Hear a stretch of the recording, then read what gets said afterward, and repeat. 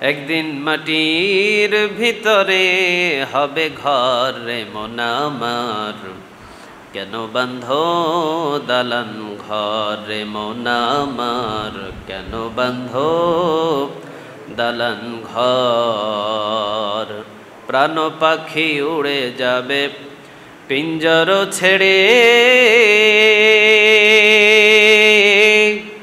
ধরা ধামে সবই রবে তুমি যাবে চলে।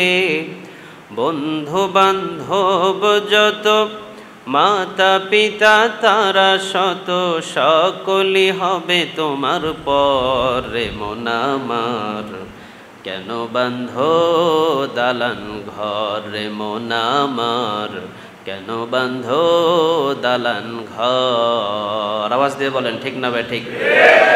সব পড়ে থাকবে, কিছু যাবে না, শুধু আমাদের সাথে একজনা থাকবে, কে তিনি?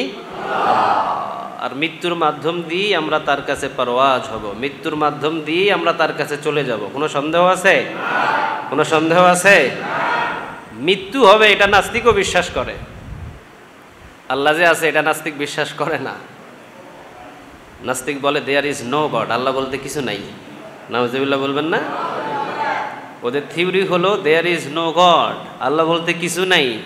আসমান একা একাই হয়েছে, জমিন একা একাই হয়েছে, মানুষ একা একাই হয়েছে, সূর্য একা একাই হয়েছে। নাউজুবিল্লাহ নাই? এগুলো চালানোর জন্য যে একজন মালিক আছে নাস্তিকরা বিশ্বাস করে না। কিন্তু এই নাস্তিককে যদি জিজ্ঞাসা করা হয়, আচ্ছা তুই বল তো তুই মারা যাবি কি না, কয় হ্যাঁ আমারে মরতে হবে।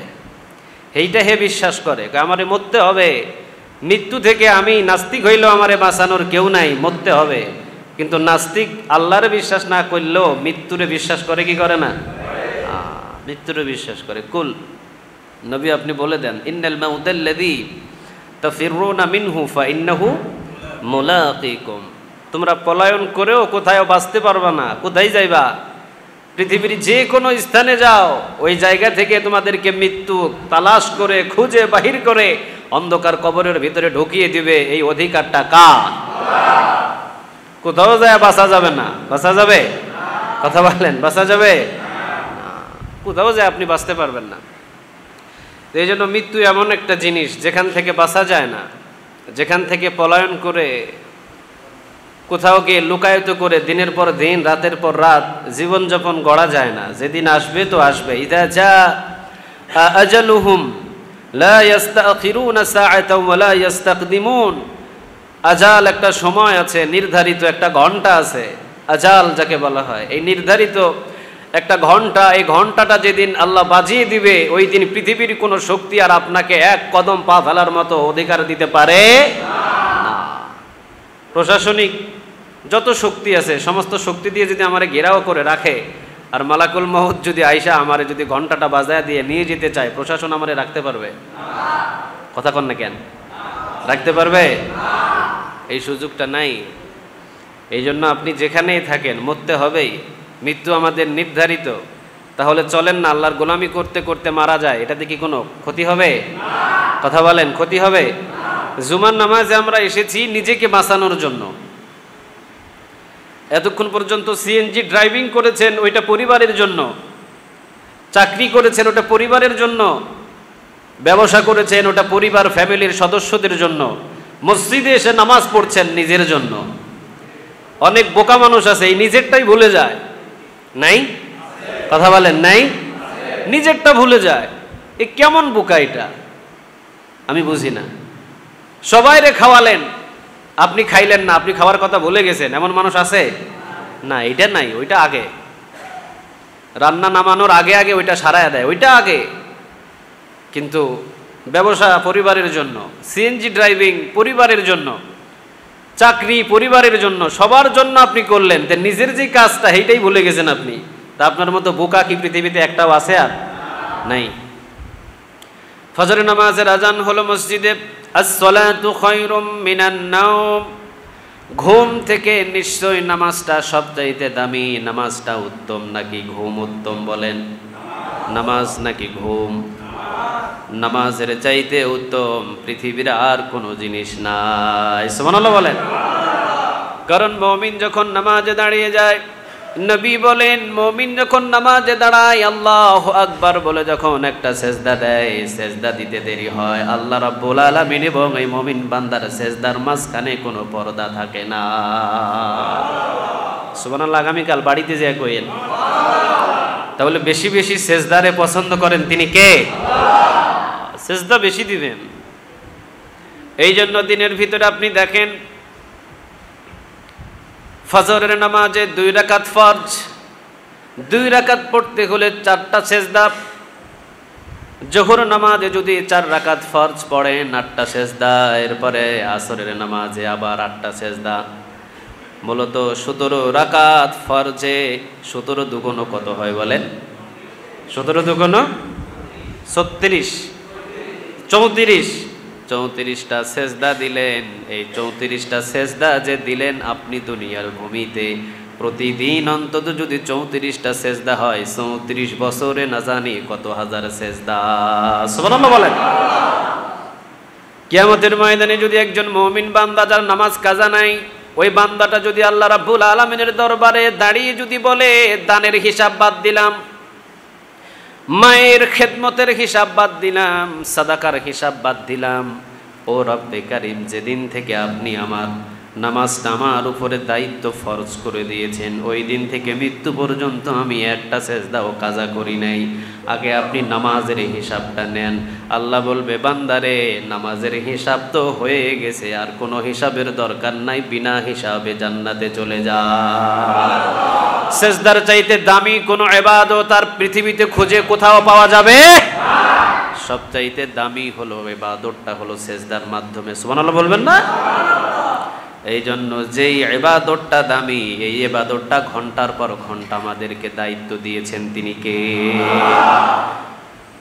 দিনের শেষে ফরজ নামাজের সময় আজান হলো আসসালাতু খায়রুম মিনান নাওম, উঠে যাও, তাড়াতাড়ি উঠো, ঘুম থেকে উঠো, কারণ ঘুম থেকে নামাজ উত্তম, সে নামাজে দাঁড়াও। একটু পর আবার যখন সূর্যটা মাথা বরাবর এসেছে আবার জোহর নামাজে আজানের মাধ্যমে নামাজের দিকে ডাকার হুকুমটাও দিয়েছেন তিনি কে? নামাজ। জোহর না যেতেই আসর, আসর না যেতেই মাগরিব, মাগরিব না যেতেই এশা, এশা পড়ে ঘুমানোর পর আবার একটু পরে কিছুক্ষণ পর আবার ফজর। সুবহানাল্লাহ বলবেন না? সবথেকে দামি নামাজ, এই নামাজটা সেকেন্ডে সেকেন্ডে, মিনিটে মিনিটে, ঘন্টার পর ঘন্টা আল্লাহ বলতেছে একটু পর পর আমাকে তোমাকে ডাকতেছি, আসো।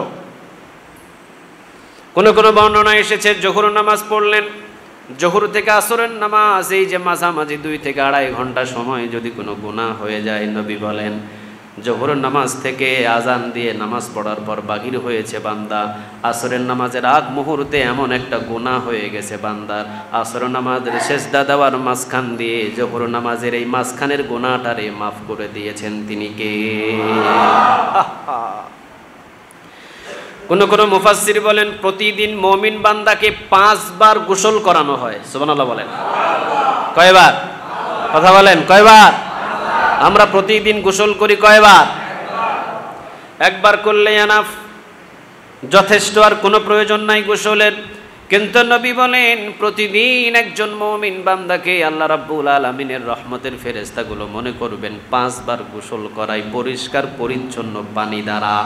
এই 5 বার গোসল করানোর অর্থই হলো ওই মুমিন বান্দাকে 5 বার গোসল করায়া 5 বার পবিত্র প্রতিদিন রাখেন তিনি কে? তাহলে যে বোকা সে নামাজ পড়ে না, যে বোকা সে নিজেরটাই ভুলে গেছে। চাকরি এটা আমার জন্য না, তো চাকরি কি খালি আমার জন্য না পরিবারের জন্য? পরিবারের জন্য। ব্যবসা কি শুধু আমার জন্য না পরিবারের জন্য? ওইটা ঠিকঠাক, ওইটা সব বুঝে কিভাবে দোকান ঝাড়ু দিতে হবে, কোন মালের দাম কত ক্রয় করতে হবে, বিক্রি করতে হবে, এই মালটা নাই এটা আনতে হবে, এইটা নাই এটা আনতে হবে, এইটা নাই এটা আনতে হবে, এটা বিক্রি করতে হবে, এটা ডেট প্রায় এক্সপায়ার হয়ে যাচ্ছে, এটা ছেড়ে দিতে হবে, সব হিসাব ঠিকঠাক। কিন্তু যে মসজিদে আইসা নিজের কাজটা করতে হবে এইটা ভুলে যায়। তাহলে এর মতো বোকা আর পৃথিবীতে একটাও নাই। এই জন্য আমার উস্তাদ মাঝে মাঝে বলতেন বেনামাজি গরুর চাইতেও খারাপ। মনে কষ্ট নিতেন আপনারা? আবার আমার উস্তাদ মাঝে মাঝে হাট করে কথাটা বলতেন বেনামাজি কুত্তার চাইতেও খারাপ। মাঝে মাঝে বলতেন এটা, কারণ উলাইকা কাল আনআম বাল হুম আদাল। কিছু কিছু মানুষ আছে জানোয়ারের থেকে কেউ আরো খারাপ, কিছু কিছু মানুষ আছে জানোয়ারের থেকে আরো খারাপ। তারপর ওস্তাদ এই কথাটা বলতেন যে বেনামাজি গরুর চাইতেও খারাপ, বেনামাজি কুত্তার চাইতেও খারাপ।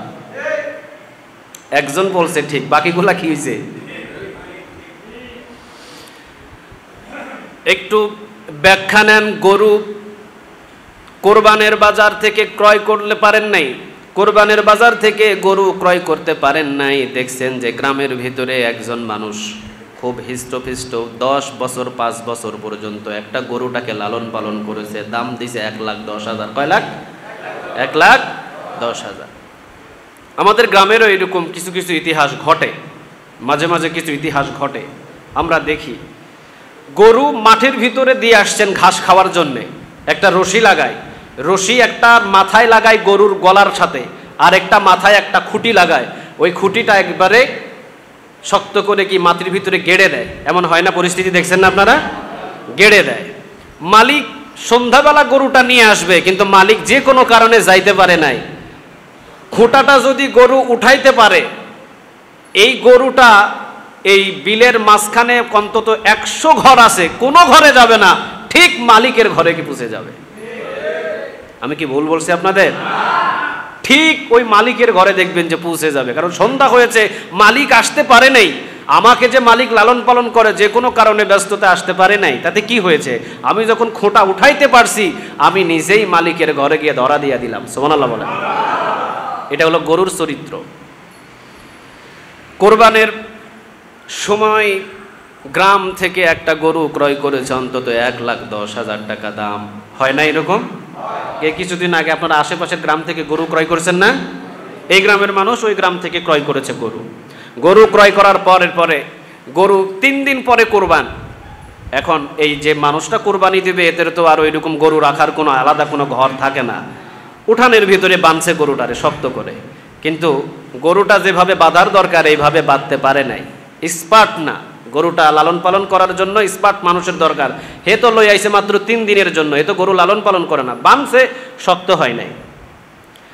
রাতের বেলা যাতে গরু চুরি না হয়, 1 ঘন্টা পর পর দেখে, লাইট মেরে মেরে দেখে যে না গরু আছে। 2 ঘন্টা পর পর রাতের বেলা উঠা দেখে না গরু আছে। ফজরের ঠিক আগ মুহূর্তে লাইট দিয়ে দেখে গরু নাই, গরু নাই। চিন্তায় পেরেশানে পড়ছে, কি গরু নাই। এবারে ছেলেদের ডাকছে, তাড়াতাড়ি ওঠ, গরু নাই, গরু চুরি হয়েছে।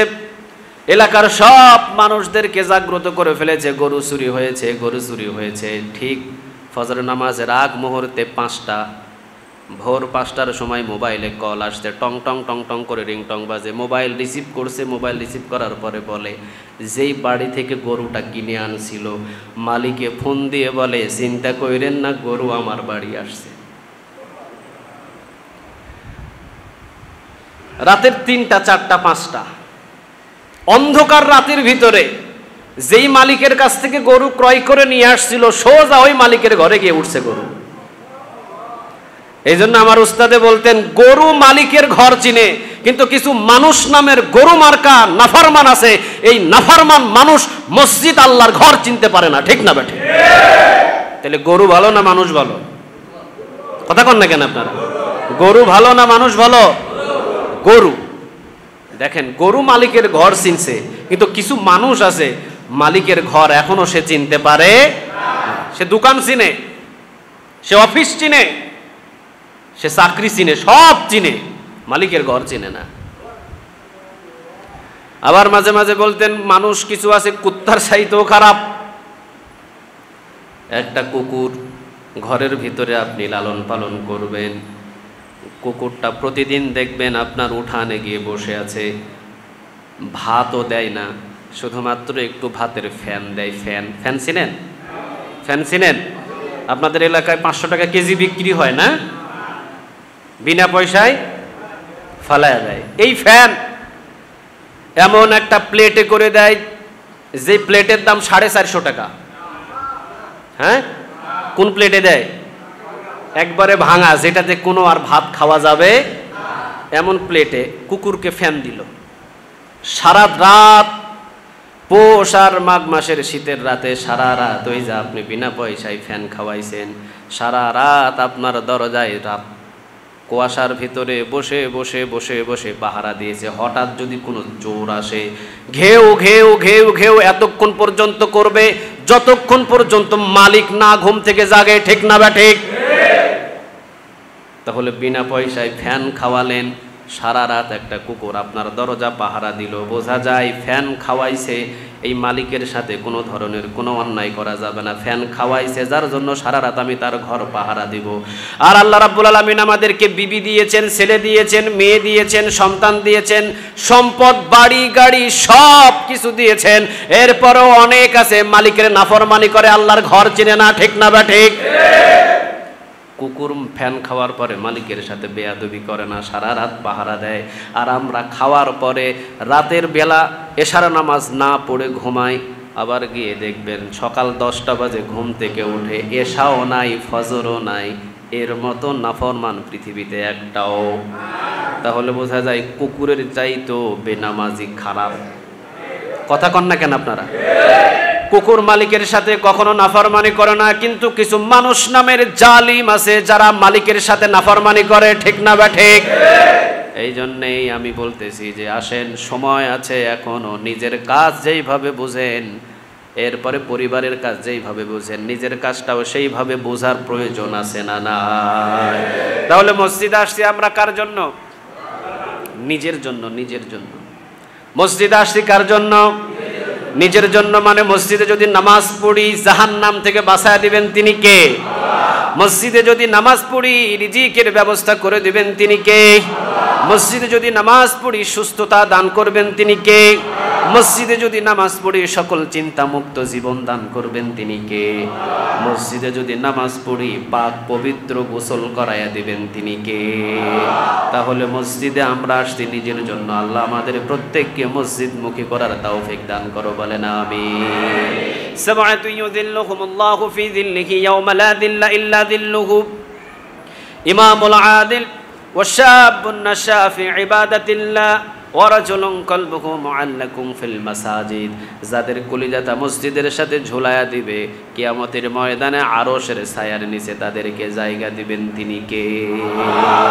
আল্লাহ আমাদের প্রত্যেকের কলিজাটারে মসজিদের সাথে ঝুলায়া দাও, বলেন আমিন। তাহলে নিয়ামতের শুকরিয়া আদায় করব কার? আসুন আমরা মৃত্যুর আগেই তৈরি হয়ে যায় যাওয়ার জন্য। আল্লাহ আমাদের সবাইকে কবুল করুক, বলেন আমিন। এই যে বন্যার পানি হয়েছে দেখছেন না আপনারা, এই সময় যদি মারা যাইতাম কবর হইতো? কথা বলেন না কেন? কবর হইতো? কি হইতো? কলার ভরা করে কোনো রকম পেঁচায়া টেঁচায়া ভাসায় দিত। এটাই আমাদের জীবন, এক মুঠ মাটিও পাইতাম না আমরা। এটাই জীবন। কিসের এত অহংকার, কিসের এত বাড়াবাড়ি বলেন না? কলার ভরা, যে কলার গাছ 1 টাকা সেফটিও বিক্রি হয় না, হয়? কথা বলেন, হয়? হয় না, কেউ কিনে না। এই কলার গাছের গোড়া বানায়া 700-800 টাকা দামের একটা কাফন এনে বাস কোনো রকমে পেঁচায়া পোঁচায়া কলার ভৈরায় ভাসায়া দিত, যাও বাবা। এইটাই জীবন আমাদের। এই জীবন নিয়ে কিসের এত অহংকার, কিসের এত বাড়াবাড়ি? আল্লাহ আমাদের সবাইকে একটু বুঝদান করুক, বলেন আমিন। চলেন আমরা কোরআন থেকে কথা বলি। সূরা আন-নাহলের 37 নম্বর আয়াত থেকে আমরা কিছু আলোচনা শুনি। কোরআন থেকে কথা শুনলে ঈমানটাকে মজবুত বানায় তিনি কে? ইন্নামাল মুমিনুনা আল্লাযীনা ইযা যুকিরাল্লাহু ওয়াজিলাত কুলুবুহুম ওয়া ইযা তুলিয়াত আলাইহিম আয়াতুহু যাদাতুহুম ঈমানা ওয়া আলা রাব্বিহিম মুতাওয়াক্কিলুন। যারা কোরআন থেকে আলোচনা শুনবে, কোরআন তেলাওয়াত করবে, কোরআন শ্রবণ করবে, কোরআন শুনবে, আল্লাহ বলে তার ঈমানটাকে আমি বাড়িয়ে দিব। বাড়াতে বাড়াতে এমন পর্যায়ে ঈমান বাড়িয়ে দিব, ওয়া আলা রাব্বিহিম মুতাওয়াক্কিলুন, সে পৃথিবীর কারো উপরে তাওয়াক্কুল করবে না, একজনের উপরে তাওয়াক্কুল করবে, তিনি কে? তাহলে কোরআন থেকে আলোচনা শুনি। সূরা আন-নাহলের 37 নম্বর আয়াত আল্লাহ বলছেন, ওয়ালাকাদ বাআসনা ফি কুল্লি উম্মাতির রাসূলা, আমি যুগে যুগে অসংখ্য নবী এবং রাসূল প্রেরণ করেছি। সুবহানাল্লাহ বলেন। ঈসা আলাইহিস সালামরে পাঠাইছেন তিনি কে? মুসা আলাইহিস সালামরে পাঠাইছেন তিনি কে? নূহ আলাইহিস সালামরে পাঠাইছেন তিনি কে? সকল নবীর দাওয়াত ছিল একটা নাকি ভিন্ন ভিন্ন? কয়টা ছিল? কয়টা ছিল? একটা। এই জন্য কোনো ঝামেলা নাই। কোনো ঝামেলা আছে? নাই। কিন্তু আমাদের আলেমদের ভিতরে ঝামেলা আছে, কারণ আমরা দাওয়াত দিই বিভিন্ন ধরনের, ঠিক না? কেউ বলে উষা টুপি লাগাও, কেউ বলে না না উষা টুপির দরকার নাই, হুতান্না টুপি লাগাও। কেউ বলে পাগড়ি না পরলে সে ইমানদারি না। মানে আমাদের দাওয়াতের সিস্টেমটা হলো বিভিন্ন রকম। কেউ বলে মাজারে যাও, কেউ বলে মাজারে যায়ও না। এই জন্য আমাদের ভিতরে মারামারি কিলাকিলি বেশি না কম? আমাদের দাওয়াতের সিস্টেমটা ভিন্ন ভিন্ন। অনেক সময় অনেকে স্বার্থের জন্য দাওয়াত দেয়, কয় মাজারে বেশি বেশি হাদিয়া দাও, মাজারে বেশি বেশি গরু দাও, ছাগল দাও, আল্লাহর পক্ষ থেকে বরকত পাইবা, সম্পদের ভিতরে বরকত পাইবা, ব্যবসা বাণিজ্যের ভিতরে বরকত পাইবা, ফতুয়া দিয়ে দেয়। আচ্ছা, ফতুয়াটা কি রাইট? না, ভুল। আরেকজন গ্রুপ আছে, ওরা বলেছে না মাজারে যাওয়াই যাবে না, শুধু যাওয়া যাবে জিয়ারত করার উদ্দেশ্যে, কিন্তু কোনো চাওয়ার উদ্দেশ্যে যাওয়া যাবে। এই যে দুই গ্রুপ এখন লেগে গেছে, ফাইট নাই সমাজে? নাই? কথা বলেন নাই? কিন্তু কোন নবী কোন নবীর বিরুদ্ধে বলে গেছে? কথা কন না কেন? ঈসা আলাইহিস সালাম কি মুসা আলাইহিস সালামের বিরুদ্ধে কোনো কথা বলে গেছে? কেন বলেন নাই? কারণ তাদের সবার দায়িত্ব, সবার দাওয়াত ছিল কয়টা? লা ইলাহা ইল্লাল্লাহ, আল্লাহ ছাড়া কোনো মাহবুদ নেই, আর আমি ছিলাম আল্লাহর পরিতপক্ষে প্রেরিত রাসূল। বাস এতটুকুই তাদের দাওয়াত ছিল। কিন্তু সকল নবীদের দাওয়াত ছিল কয়টা? এই জন্য আল্লাহ রাব্বুল আলামিন বলছেন ওয়ালাকাদ বাআসনা ফি কুল্লি উম্মাতির রাসূলা, আমি যুগে যুগে আল্লাহ রাব্বুল আলামিন অসংখ্য নবী এবং রাসূল দুনিয়াতে পাঠিয়েছি।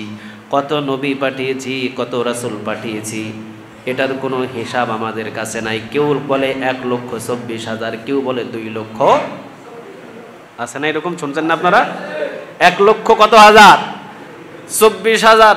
আবার মাঝখানে লাগায় অথবা 2,24,000। আচ্ছা, আপনারা যদি কেউ প্রশ্ন করে ভাই আপনার বয়স কত, আপনি বললেন 25 কি 75, এটা কি হইল? 25 কি 75 এটা কি হতে পারে? 25 কি 26 হতে পারে, বা 25 কি 26, 27 হতে পারে। 25 কি 75 হতে পারে? 1,24,000 অথবা 2,24,000, মাঝখানে কয় লাখ ব্যবধান? কয় লাখ ব্যবধান? 1 লাখ ব্যবধান। এই জন্য একদম লিগেল কথাটা হলো অসংখ্য নবী, অসংখ্য নবী। 2,24,000ও হতে পারে, 1,24,000ও হতে পারে, আবার কমও হতে পারে, বেশিও হতে পারে। অসংখ্য নবী বললে আমার মনে হয় এটাই সবচাইতে ভালো হয়। তাহলে অসংখ্য নবী রাসূলের কথা বলেছেন তিনি কে? অসংখ্য নবী রাসূল আসছেন। যদিও কোরআনে আমরা মাত্র 25 জন নবীর নাম পাই। কয়জন? 25 জন নবীর আমরা নাম পেয়েছি। 25 জন ছাড়া আমাদের কোনো নবীর নাম আর জানা নাই। তবে অসংখ্য নবী রাসূল দুনিয়াতে পাঠিয়েছেন কে? তিনি।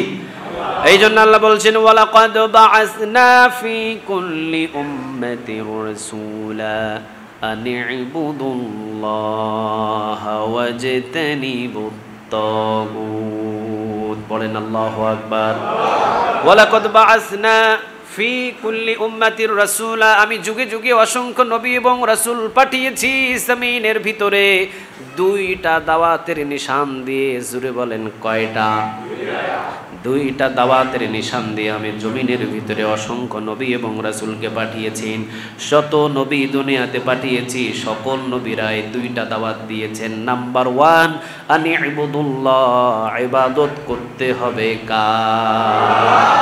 আর নবীদের আরেকটা দাওয়াতের দায়িত্ব আমি দিয়েছিলাম ওয়াজতানিবুত তাগুত, খবরদার তাগুদের সাথে সম্পর্ক রাখা যাবে না।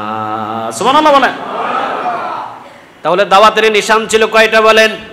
আরে মুখস্থ করতে হবে। দাওয়াতের নিশান ছিল কয়টা? 1 নাম্বার আনি ইবুদুল্লাহ, ইবাদত করতে হবে কার? 2 নাম্বার ওয়াজতানিবুত তাগুত, খবরদার তাগুদের সাথে কোনো সম্পর্ক রাখা যাবে না। তাহলে ইবাদত হবে আল্লাহর, তাগুদের সাথে কোনো সম্পর্ক রাখা যাবে। এখন যদি বিশ্লেষণ করেন, আল্লাহর তো ইবাদত করি, কারণ আল্লাহকে ছাড়া কারো কাছে সেজদা দেওয়া যাবে, আল্লাহর কাছে ছাড়া কারো কাছে চাওয়া যাবে। আমাদের নামাজ কার জন্য? আমাদের রুকু কার জন্য? আমাদের সেজদা কার জন্য? আমাদের যত কিছু আমল আছে সমস্ত আমল পৃথিবীর কারো জন্য নয়, সব কিছু একজনাকে খুশি করার জন্য। তিনি কে? ইন্না সলাতি ওয়া নুসুকি ওয়া মাহইয়ায়া ওয়া মামাতি লিল্লাহি রাব্বিল আলামিন। আমার নামাজ, আমার কোরবান, আমার হায়াত, আমার মৃত্যু, এগুলো তো কারোর জন্য নয়। এগুলো কার জন্য বলেন? আল্লাহর জন্য। এগুলো সব হবে আল্লাহ সুবহানাহু ওয়া তাআলার জন্য। এই জন্য আল্লাহ রাব্বুল আলামিন বলছেন, ওয়ালাকাদ বাআসনা ফি কুল্লি উম্মাতির রাসূলা, আমি যুগে যুগে যত নবী এবং রাসূল পাঠিয়েছি, যুগে যুগে যত নবী এবং যুগে যুগে যত রাসূল পাঠিয়েছি, যুগে যুগে নবী এবং রাসূলগুলো দাওয়াত দিয়েছেন দুইটা। এক নাম্বার আনি'বুদুল্লাহ, আল্লাহর ইবাদত করো। দুই নাম্বার ওয়াজতানিবুত তাগুত, তাগুতের সাথে সম্পর্ক রেখো না। যখনই আমার নবীগুলো এই দুইটা দাওয়াত দিয়েছেন, তখন নবীদেরকে দেশ ছাড়া করা হয়েছে, তখনই নবীদেরকে বাড়ি ছাড়া করা হয়েছে, তখনই নবীদেরকে গ্রেফতার করা হয়েছে, তখনই কোনো নবীদেরকে করদ দিয়ে কেটে ফেলা হয়েছে, তখনই কোনো নবীকে নিজের বাসভবন ছেড়ে দিয়ে শত শত কিলোমিটার দূরে চলে যেতে হয়েছে, তখনই কোনো নবীকে শুলিতে ঝোলানো হয়েছে, তখনই কোনো নবীকে বিকট আকৃতিতে কষ্ট দেওয়া হয়েছে, কোনো নবীকে জেলখানাইতে দেওয়া হয়েছে, কোনো নবীকে খাবার বন্ধ করে দেওয়া হয়েছে। দাওয়াতের নিশান ছিল কয়টা? কথা কন না কেন? একটু আওয়াজ দিয়ে বলেন, কয়টা? দুইটা। কিন্তু যতগুলো নবী, যতগুলো রাসূল এসেছিলেন ঈসা আলাইহিস সালাম পর্যন্ত, সব নবী এই দাওয়াত আনি'বুদুল্লাহ এবং ওয়াজতানিবুত তাগুত, এই দুইটা দাওয়াত শুধু নবীরাই দিয়েছেন। উম্মতগুলো বলেছিলেন, নবী আপনি যদি দুনিয়া থেকে বিদায় হয়ে যান, আমাদের দায়িত্বটা কি? শুধুমাত্র নবীরা বলেছিলেন, তোমরা শুধু এইটুকুর উপরে আমল কইরো, আমল কইরো, এতটুকুই নবীরা বলেছিলেন। কিন্তু আমাদের আখিরি জামানার পয়গম্বর মুহাম্মদুর রাসূলুল্লাহ সাল্লাল্লাহু আলাইহি ওয়াসাল্লাম যখন তিনি দুনিয়া থেকে বিদায় নেবেন, এই দুনিয়া থেকে বিদায়ের আগ মুহূর্ত পর্যন্ত যখন নবীকে যখন সমস্ত সাহাবীগুলো একের পর এক প্রশ্ন করেছিলেন, নবী আপনি তো বলেছিলেন আনি'বুদুল্লাহ, ইবাদত করতে হবে আল্লাহর, ওয়াজতানিবুত তাগুত, এবং তাগুতের সাথে কোনো সম্পর্ক রাখা যাবে না, নবী আমরা কি শুধুমাত্র এটার উপরে আমল করব? রাসূল বললেন, আমল করলে হবে না, এই দাওয়াতের কাজ তোমাদের কাঁধের উপরে নিতে হবে। অন্যান্য নবীর উম্মতগুলো শুধু আমল দায়িত্ব নিয়েছিলেন, কিন্তু আমাদের নবী আমাদের কাঁধের উপরে এই দাওয়াতের কাজটাও দিয়ে গেছেন। কার হুকুমে বলেন? আরো জোরে বলেন, কার?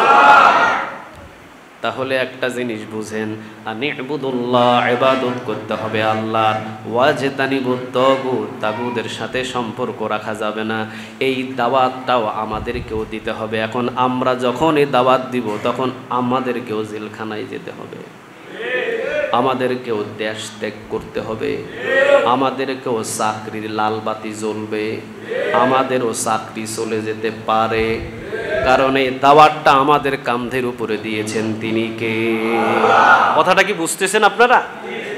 যত নবী এবং রাসূল এসেছিলেন, আল্লাহ বলছেন, ওয়ালাকাদ বাআসনা ফি কুল্লি উম্মাতির রাসূলা, আমি যুগে যুগে যত নবী এবং রাসূল পাঠিয়েছি, সবার দাওয়াতের নিশান ছিল দুইটা। নাম্বার 1 আনি'বুদুল্লাহ, তারা দাওয়াত দিবে আল্লাহর ইবাদত ছাড়া কারো ইবাদত করা যাবে না, সমস্ত মূর্তি ভেঙে দাও, সমস্ত বাদশাহের পায়ে সিজদা দেওয়া বন্ধ করে দাও, শুধুমাত্র এক আল্লাহর ইবাদত করো। আর 2 নাম্বার ওয়াজতানিবুত তাগুত, তাগুতের সাথে কোনো ধরনের সম্পর্ক রাখা যাবে না। সমস্ত নবীর উম্মতের দায়িত্ব ছিল এর উপরে আমল করা, আর নবীদের দায়িত্ব ছিল এটার উপরে দাওয়াত দেওয়া। আর আমাদের নবীর দায়িত্ব হলো দাওয়াত দেওয়া, এবং আমাদের নবীর কথা হলো তোমরাও এই দাওয়াত দিয়ে যাইবা। তাগুতের সামনে তোমাদেরকেও দাঁড়িয়ে এই দুইটা দাওয়াত দিতে হবে, আনি'বুদুল্লাহ, ইবাদত হবে আল্লাহর, ওয়াজতানিবুত তাগুত, তাগুতের সাথে কোনো সম্পর্ক রাখা যাবে না। এটা আমাদেরকে দাওয়াতের দায়িত্ব দিয়েছেন, সুবহানাল্লাহ বলবেন না? তাহলে অন্যান্য নবীর উম্মতগুলো নবীর দাওয়াত পেয়ে আমল পেয়েছে, আমল করা শিখেছে, আর আমাদের নবীর আমরা দাওয়াত পেয়ে নবীওয়ালা কাজ আল্লাহ আমাদের উপরে সুপর্দ করে দিয়েছেন। কেন আমাদেরকে নবীওয়ালা কাজ দায়িত্ব দিলেন? কারণ হলো আখিরি জামানার পয়গম্বর আসার পর সীসা ঢালাই দিয়ে নবীর দরজা বন্ধ হয়ে গেছে, আর কোনো নবী আসবে না। নবীর দাওয়াতি কাজ এখন আমার এই আখিরি জামানার উম্মতেরা দিয়ে যাবে, সুবহানাল্লাহ বলেন। এই জন্যই তো আখিরি জামানার পয়গম্বরের উম্মতের এমন এমন কিছু পরিস্থিতি, এমন কিছু ইতিহাস পাওয়া যায় যে নবীদের যা ঘটেছিল এই আখিরি জামানার উম্মতের উপরেও সেই রকম ইতিহাস রচিত হয়ে আছে। ঠিক না বেঠিক? ওই যে নবীরা এই দুইটা দাওয়াত দিয়েছে, তারা ঘর বাড়ি ছাড়ছে। আমরাও আখিরি জামানার উম্মত, আমরাও এই দুইটা দাওয়াত দিয়ে আমরাও ঘর বাড়ি ছাড়তে হয়। কথা কন না কেন? আমাদেরকেও জেলখানায় ঢুকতে হয়, আমাদেরকেও ফাঁসি দেওয়া হয়। ওই যে দাওয়াতি কাজ পেয়েছি দুইটা আমরা, এখন এই দুইটা দাওয়াতি কাজ পেলাম। নাম্বার 1 আনি ইবাদুল্লাহ, ইবাদত করতে হবে কার? 2 নম্বর ওয়াজিতানিবুত তাগুত, তাগুতের সাথে কোনো সম্পর্ক রাখা যাবে না। এখন তাগুত কে, এই বিষয়টা আমাদের জানার দরকার আছে না নাই? এক কথাই উত্তর জেনে নেন, তাগুত কে? তাগুত তো সে যে ক্ষমতা পাওয়ার পরে কোরআনটাকে ভুলে যায়, যে ক্ষমতা পাওয়ার পরে আল্লাহর বিধানটাকে ভুলে যায়, যে ক্ষমতা পাওয়ার পরে আল্লাহর কোরআন দিয়ে দেশ চালাতে হবে ভুলে যায়, ক্ষমতা পাওয়ার পরে নিজের ইচ্ছা অনুযায়ী আইন বানায়, ওই আইন আবার মানুষদের উপরে মানার জন্য চাপ সৃষ্টি করে, এইটাই তাগুত। তাহলে এই তাগুতের সাথে কোনো ধরনের সম্পর্ক রাখা যাবে? আরো জোরে আওয়াজ দিয়ে বলেন, রাখা যাবে। আইন দেওয়ার মালিককে সবাই বলেন নাই, যারা বলেন নাই তারা তো ঈমান হারা হয়ে যাবেন। আইন দেওয়ার মালিককে, বিধান করার মালিককে, আর আমরা সবাই কার গোলাম? আমাদের দায়িত্ব শুধু ওই বিধান অনুযায়ী চলা। ঠিক না বেঠিক? কিন্তু আইন করার অধিকারটা কার? সুবহানাল্লাহ বলবেন না? আল্লাহর দায়িত্ব হলো আইন বানানো, আল্লাহর দায়িত্ব হলো বিধান তৈরি করা, আর আমাদের দায়িত্ব হলো ওই বিধান অনুযায়ী চলাফেরা করা। ঠিক না বেঠিক? কিন্তু আমরা দায়িত্ব নিছি বিধান বানানোর, আমরা দায়িত্ব নিছি আইন বানানোর। এই যখন আমরা আইন বানানোর দায়িত্ব নিয়েছি তখন আমরা হয়ে গেছি তাগুত। আর আমাদের এই তাগুত থেকে দূরে থাকতে বলেছেন তিনি কে? ফেরাউন ছিল তাগুত। ফেরাউন কি ছিল? তাগুত। কারণ ফেরাউন নিজে আইন বানাতো, ওই আইন আবার মানুষদের উপরে মানার জন্য হুকুম ছুড়ে দিত, না মানলে গরম তেলের ভিতরে ছুড়ে ফেলতো। এইটা ছিল ফেরাউন। তাহলে ফেরাউন কি ছিল? তাগুত। ফেরাউন কি ছিল? তাগুত। নমরুদ ছিল তাগুত। নমরুদ নিজে আইন বানাতো, ওই আইন বানানোর পর ওই আইন মানুষদেরকে বলতো তোমরা মানো। মানুষ যখন না মানতো তাদেরকে হত্যা করা হতো, জেলখানায় পাঠানো হতো। যতদিন পর্যন্ত ফেরাউনের আইন না মানতো ততদিন পর্যন্ত ফেরাউন তাদের উপরে অসরণভাবে আক্রমণ করত। এই আইন বানাতো ফেরাউন, নমরুদ। এই জন্য আল্লাহ বলেছে যে জমিনে বসে আইন বানায় তারা তাগুত। তারা কি? তাগুত। তাদের কাছ থেকে দূরে থাকতে বলেছেন তিনি কে? আল্লাহ। তাহলে যারা ক্ষমতায় বসার পরে আল্লাহর কোরআনের আইন বাস্তবায়ন করতে চায় না, যারা ক্ষমতায় বসার পরে আল্লাহর আইন বাস্তবায়ন করতে চায় না, যারা ক্ষমতায় বসার পরে কোরআনের বিধান বাস্তবায়ন করতে চায় না, যারা ক্ষমতায় বসার পরে কোরআন দিয়ে দেশ চালাতে চায় না, কোরআন দিয়ে বিচার পাঠশালা চালাতে চায় না, তাদের সাথে কোনো সম্পর্ক রাখা যাবে না, যাবে না, যাবে না। ঠিক না বেঠিক? সোজা কথা। আপনি যেটাই করেন, যেই দলই করেন, এটা আপনার ব্যক্তিগত ব্যাপার। কিন্তু যেই দল ক্ষমতায় গেলে কোরআনটাকে সংবিধান অনুযায়ী কোরআনের বিচার পার্লামেন্ট আইন চালু করতে চায় না, সে তাগুত, তার সাথে আমার কোনো সম্পর্ক নাই, সে যাই হোক। এটা হলো কোরআনের আয়াতের তাফসীর। তাহলে যত যত নবী এবং রাসূল দুনিয়াতে পাঠিয়েছেন, সমস্ত নবী এবং রাসূলদেরকে দাওয়াতের নিশান দিয়েছিলেন কয়টা? 1 নাম্বার আনি ইবাদুল্লাহ, ইবাদত করতে হবে কার? 2 নাম্বার ওয়াজিতানিবুত তাগুত, তাগুতের সাথে কোনো ধরনের সম্পর্ক রাখা যাবে না। তাহলে এক কথায় তাগুত আমরা জেনে নিলাম, তাগুত সে যে ক্ষমতা পাওয়ার পরে আল্লাহর কোরআনকে ভুলে যায়। তাগুত সে যে ক্ষমতা পাওয়ার পরে আল্লাহর বিধানকে ভুলে যায়, যে ক্ষমতা পাওয়ার পরে আল্লাহর কোরআনের আইন, আল্লাহর বিধান ভুলে গিয়ে নিজের ইচ্ছা অনুযায়ী আইন বানায়া ওই আইন আবার জমিনের উপরে মানুষদেরকে মানার জন্য চাপ সৃষ্টি করে, না মানলে জেল দেয়, জুলুম করে, ফাঁসি দেয়, আয়না ঘরে নিয়ে যায়। বুঝতে হবে তারা তাগুত, তাদের সাথে কোনো সম্পর্ক। এখন আপনি নিজে বেছে নেন যে আপনি কার সাথে সম্পর্ক করবেন। আপনি নিজে বেছে নেন। কপাল কালো করে ফেলবেন সেজদা দিয়ে কপাল কালো করে ফেলবেন, অথবা যেভাবে হোক ঘুষি ঘুষি কপাল কালো করে কিয়ামতের ময়দানে উঠলেও লাভ হবে না। কেননা নবীদেরকেই দুইটা দাওয়াত দিয়ে কোটি লক্ষ লক্ষ নবীদেরকে দুনিয়াতে পাঠাইছেন তিনি কে? এত সোজা না। নবীরা নবীর বাপ দাদার গল্প করতে আসে নাই, আসছে নাকি? কথা বলেন না কেন? রাসূল কি কোনোদিন বলছে আমারে চিনো, আমি কে, আমি মুহাম্মদুর রাসূলুল্লাহ বলছে কোনোদিন? রাসূল বলে নাই, নিজের পরিচয় কখনো দেন নাই রাসূল। রাসূল শুধু বলেছেন আনি ইবাদুল্লাহ, আল্লাহর ইবাদত করো, লা ইলাহা ইল্লাল্লাহ, আল্লাহ ছাড়া কোনো মাবুদ। কার পায়ে সেজদা দিচ্ছ তোমরা? কাঠ খড়ি দিয়ে যে মূর্তি বানিয়েছো, মূর্তির পায়ে সেজদা দিচ্ছ, এই মূর্তির পরিণতি হলো আগুনের ভিতরে লাকড়ি ছাড়া আর কোনো এদের দিয়ে কোনো উপকার হয় না। রাসূল ওই সময় দাওয়াত দিয়েছেন যখন আবু জেহেল, আবু লাহাব, উতবা, সাইবা, মানে মক্কার যত বড় বড় নেতা, সব নেতারা ওই কাঠকড়ির উপরে যখন সেজদায় লুটিয়ে পড়তো, ওই সময় রাসূল দাওয়াত দিয়েছেন আনি ইবাদুল্লাহ, শুধুমাত্র ইবাদত হবে কার? আর তোমরা যার পায়ে সেজদা দাও, এদের শুধুমাত্র একটা কাজ হবে, এদেরকে দিয়ে লাভ হবে, সেটা হলো লাড়কি চুলার ভিতরে ঢুকাইয়া হয়তো 1 কেজি চালের ভাত রান্না করা যাবে, বাস এতটুকুই। তোমরা যাকে সেজদা দিচ্ছ এর পাওয়ার, এর চাইতে এর পাওয়ার আর বেশি কিছু হতে পারে?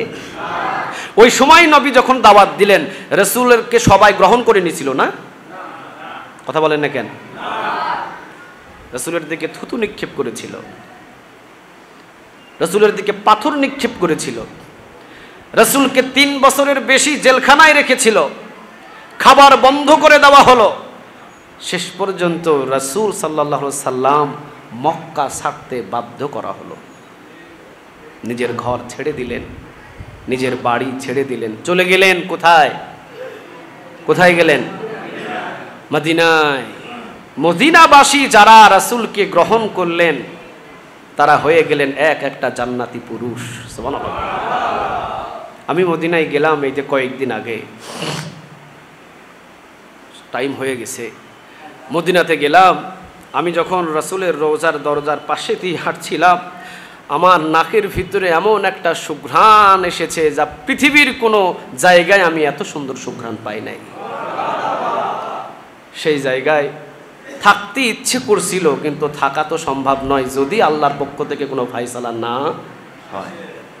না আসলে কিভাবে থাকবেন আপনি? আল্লাহ রিজিক লিখে রাখছে বাংলাদেশে, আপনি ওখানে থাকলে কি রিজিক পাবেন? অসম্ভব ব্যাপার। যদি উপরে ফায়সালাটা করা যাইতো যে মদিনা থেকে আর দূরে কোথাও সরায়েন না, তাহলে ওখানে থাকা সম্ভব ছিল। রাসূল যেখানে পা দিয়েছেন সেখানে ফসল ফলেছে, রাসূল যেখানে পা দিয়েছেন সেখানে স্বর্ণের মতো দাম হয়ে গেছে। ওয়ামা আরসালনাকা ইল্লা রাহমাতাল লিল আলামিন। রাসূল যেখানে রহমত সেখানে, রাসূল যেখানে বরকত সেখানে। সুবহানাল্লাহ বলেন। সেখানে থাকতে ইচ্ছা হইলেও থাকার সম্ভব নয়। আলবানিয়া থেকে একটা ঘটনা মনে পড়ছে, ওখানে আমি গল্প শুনলাম তাদের কাছ থেকে। আলবানিয়া থেকে এক যুবক, এটা নেটেও আছে, আলবানিয়া থেকে 36 বছরের এক যুবক আলবানিয়া শহর থেকে মদিনাতে এসেছিলেন। মদিনাতে এসে রাসূল সাল্লাল্লাহু আলাইহি ওয়াসাল্লামের রওজার পাশে শুধু দরুদ পড়েন, এবং রিয়াজুল জান্নার পাশেই যে সিদ্দিকে আকবর আবু বকর সিদ্দিক গেট, যেই মসজিদটা আছে, আবু বকর সিদ্দিক গেট দিয়ে রাসূলের রিয়াজুল জান্নার পাশেই, সেখানেই তাকে পাওয়া যায়। বিশেষ করে তো 1 মাসের সফরে মানুষ উমরা করার জন্য আসে, 2 মাস 3 মাস 6 মাস। এই আলবানিয়া এই শহর থেকে যে যুবকটা এসেছে, এটা প্রায় 6 বছর কেটে গেছে। কত বছর? 6 বছর কেটে গেছে। 6 বছর পর্যন্ত সে মদিনা ছেড়ে কোথাও যায় না, 6 বছর পর্যন্ত সে মদিনায় থাকে। পুলিশ, 4 জন পুলিশ তাকে গ্রেফতার করে ফেলেছে, গ্রেফতার করেই তার হাত 2টা পিছনে বেঁধে ফেলেছে। আলবানিয়ার এই 36 বছরের যুবকটা তাদেরকে জিজ্ঞাসা করলেন, আপনারা আমাকে এইভাবে পিছনে রশি দিয়ে হাত বাঁধলেন কেন? আমি তো চুরি করি নাই, আমি তো ডাকাতি করি নাই, আমি মদিনায় রসুলের প্রেমে, রসুলের ভালোবাসায়, আমি রসুলের প্রেমেই মদিনায় রোজার পাশে আমি প্রায় 6 বছর কাটায় ফেলতেছি, আপনারা আমাকে এভাবে বাঁধলেন কেন? পুলিশ প্রশাসন বলছেন, দেখেন আপনাকে বাধাই করছি এই জন্যই, কারণ এখানে আপনার প্রায় 5 বছর আগে এখানে থাকা অবৈধ হয়ে গেছে। অবৈধ বলতে আপনার কাগজে 1 বছরের ডেট ছিল, আপনি বাড়তি কয় বছর থাকছেন? 5 বছর। এটা এখানে থাকার আপনার কোনো অনুমতি নাই। বহিরাগতভাবে যত মানুষ এখানে আসবে, অনুমতি 1 মাস 2 মাস 3 মাস, এই ডেট যদি এক্সপায়ার হয়ে যায়, ডেট যদি পার হয়ে যায়, তার জন্য এখানে থাকার কোনো বৈধ, আমরা বহিরাগতভাবে তাদেরকে পাঠিয়ে দিই। আমরা আপনাকে পাঠিয়ে দিতে চাই। পাশের থেকে আরেকজন আলেম, একজন শেখ, তিনি জিজ্ঞাসা করছেন, সে তো ভালো মানুষ, তাকে এভাবে বাধার কারণ কি? কারণ আমি দেখেছি দীর্ঘদিন পর্যন্ত এই আশেকটা রাসূলের রওজার পাশে শুধু দরুদ নিয়ে ব্যস্ত থাকে, খাবারের চিন্তা আর অন্য কোনো চিন্তা তার দেখি নাই। 6 বছর পর্যন্ত দেখতেছি তাকে এই মসজিদে নববীর পাশেই শুধু রাসূলের দরুদ নিয়ে সে ব্যস্ত থাকে। তাকে এইভাবে রশি দিয়ে বাঁধার কারণ কি? খুলে দাও।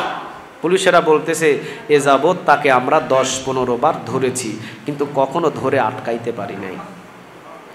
যে কোনো মাধ্যম দিয়েই তিনি আমাদের কাছ থেকে পার হয়ে পাশ কেটে চলে গেছে। এই জন্য এবার টার্গেট করেছি, এবার ধরে তাকে রশি দিয়ে বেঁধে এরপরে আইনি ব্যবস্থা নিয়ে তাকে দেশে পাঠিয়ে দিব, আলবানিয়াতে পাঠিয়ে দিব। তাদের এই দায়িত্বগুলো যখন তারা পালন করা শুরু করলেন, আলবানিয়ার এই 36 বছরের যুবক পুলিশ প্রশাসনকে বললেন যে, তাহলে আমাকে যখন পাঠিয়েই দিবেন, তাহলে শেষবারের মতো আমাকে ওই রাসূলের সবুজ গম্বুজের দিকে তাকায় একটা দোয়া করার সুযোগ দেন, একটা দোয়া করার সুযোগ দেন। রাসূলের রওজার দিকে তাকিয়ে, সবুজ গম্বুজের দিকে তাকিয়ে আমাকে একটাবার সুযোগ দেন, হাতটা একটু খুলে দেন। 4 জন প্রশাসন হাত খুলে দিল। উনি রাসূলের সবুজ গম্বুজের দিকে তাকিয়ে উনি একটা দোয়া করলেন।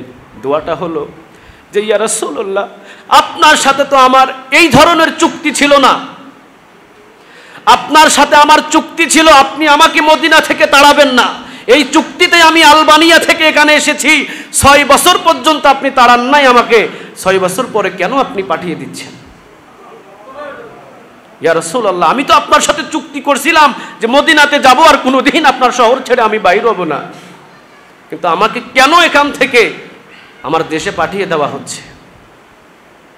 এই মোনাজাতেই লুটিয়ে জমিনে পড়ে গেছে। প্রশাসন তারা চিন্তা করলেন, মনে হয় ভান ধরেছে, কারণ এর আগে তো 10-15 বার আমাদের হাত থেকে পালিয়েছে, মনে হয় ভান ধরেছে। একটু পরে তার নাকে নিঃশ্বাস নিয়ে দেখে না, নিঃশ্বাস নাই। তাড়াতাড়ি করে আশেপাশে কোথাও একটা চিকিৎসালয়ে যখন নিয়ে যাওয়া হলো, চিকিৎসালয়ে ডাক্তার বললেন, এ তো 2-3 ঘন্টা আগেই মারা গেছে, 2-3 ঘন্টা আগেই তো সে দুনিয়া ত্যাগ করেছে। এখন আমার কথাটা হলো, রাসূলের ভালোবাসায় মদিনায় গিয়েছে, রাসূলের সাথে কন্টাক্ট হয়েছে, রাসূলের সাথে চুক্তি হয়েছে যে আমি তো এসেছি মদিনায় আপনার শহরে, আপনার সাথে চুক্তি ছিল আপনি তো মদিনা থেকে আমাকে তাড়াবেন না, তাহলে কেন আমাকে আলবানিয়াতে আবার পাঠানো হচ্ছে? আমি যেতে চাই না। আল্লাহকে রাজি খুশি করেছে, উপস্থিত তাকে দুনিয়া থেকে বিদায় করে নিয়েছেন। তিনি কে? ঘটনাটা আপনারা দেখবেন রিয়াজুল জান্নাহ থেকে একটু কাছে যেখানে সাহাবীদের কবর আছে, ওটার নাম কি জানেন? হ্যাঁ, কি নাম? জান্নাতুল বাকি। এই জান্নাতুল বাকিতে এই আলবানিয়ার এই 36 বছরের যুবককে দাফন করা হয়েছে। এই জন্য আমরা তো রাসূলের সাথে এরকম চুক্তি করতে পারি নাই, যার জন্য বারবার যাই 14-15 দিন উমরা শেষ করে আবার চলে আসতে হয়। রাসূলের সাথে এরকম চুক্তি করতে পারি নাই। যদি করতে পারতাম তাহলে মদিনায় থাকার সৌভাগ্য আমাদেরও হতো। তা আমি এটাই বুঝালাম যে রাসূল সাল্লাল্লাহু আলাইহি ওয়াসাল্লামকে মক্কা থেকে মদিনাতে পাঠানো হয়েছে। মদিনাবাসী রাসূলকে বুকে নেওয়ার কারণে পুরা মদিনাবাসীর উপরে রহমত দিয়ে, বরকত দিয়ে পরিপূর্ণ করে দিয়েছেন। তিনি কে? কিন্তু মক্কাবাসী তারা না চিনে রাসূলকে পাঠায়া দিলেন। আচ্ছা বলেন, 2টা আনিবুদুল্লাহ, আল্লাহর ইবাদত করো, ওয়াজতানিবুত তাগুত, তাগুতের সাথে কোনো সম্পর্ক রেখো না, এই 2টা দাওয়াত দেওয়ার কারণে রাসূল কি নিজের ঘরে এসি লাগায়া ঘুমাইতে পারছে? কথা বলেন না কেন, ঘুমাইতে পারছে? পারে নাই। রাসূলকে নিজের ঘর ছেড়ে বিদেশ ভ্রমণ করতে হয়েছে। এই জন্য আমাদের যে দায়িত্বটা দেওয়া হয়েছে দাওয়াতের, আমরাও যখন আনিবুদুল্লাহ, আল্লাহর ইবাদত করো, ওয়াজতানিবুত তাগুত, তাগুতের সাথে সম্পর্ক করো না, যখনই এই কথা আপনি বলবেন আপনাকেও দেশ ত্যাগ করা লাগতে পারে। কিন্তু দাওয়াত কি বন্ধ করা যাবে? দাওয়াত কি বন্ধ করা যাবে? আল্লাহ যেন এই 2টা দাওয়াত আমাদের প্রত্যেককে মানার এবং দেওয়ার তৌফিক দান করে, বলেন আমিন। সময় তো হয়ে গেছে, সুন্নতটা আদায় করে নেন। আরও কিছু কথা ছিল যা বলার সুযোগটা পেলাম না আমি, সুন্নতটা আদায় করে নেন।